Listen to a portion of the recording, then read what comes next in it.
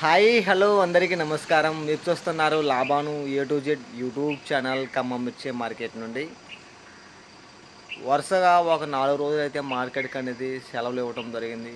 ఈ వారంలో ఒక 3 రోజులు మార్కెట్ నడిచింది. మళ్ళా 3 రోజులు మార్కెట్ సెలవులు అయితే 4 రోజులు సెలవులు రావడం జరిగింది. అది ఎందుకు ఏంటి అనేది ఎప్పుడు మళ్ళీ మార్కెట్ కొనసాగుతుందనే ఇన్ఫర్మేషన్ ఈ లైవ్ వీడియోలో మీకు అందించే ప్రయత్నం చేస్తాను. అత్యంత భారీ వర్షాల కారణంగా మన ఖమ్మం మిర్చి మార్కెట్కి మోందా తుఫాన్ ప్రభావం మన ఖమ్మంలో లోతట్టు ప్రాంతాలు మునిగిపోయిన విషయం మీకు తెలిసిందే. కొన్ని వీడియోలను తీసి చూపించాను.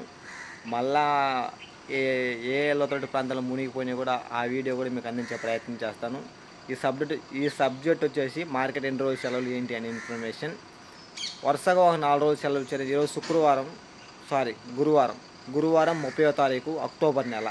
ఈరోజు 30వ తారీఖు, రేపు 31వ తారీఖు అనగా గురు శుక్రు శని ఆది అనగా 30వ తారీఖు, 31వ తారీఖు, 1వ తారీఖు, 2వ తారీఖు వరుసగా 2వ తారీఖు దాకా సెలవులు ఉన్నాయండి మార్కెట్కి.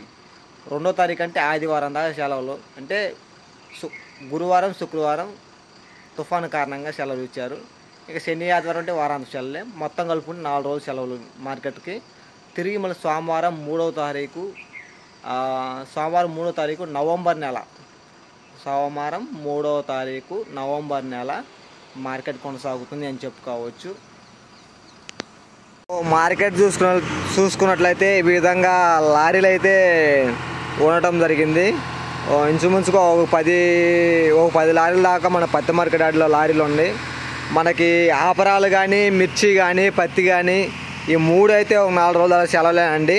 మళ్ళీ సోమవారం యథావిధిగా మార్కెట్ కొనసాగుతుందని చెప్పుకోవచ్చు. ప్రతిరోజు మనకి ఇటు సైడ్ అయితే శాంపిల్స్ పెట్టడం జరుగుతుంది.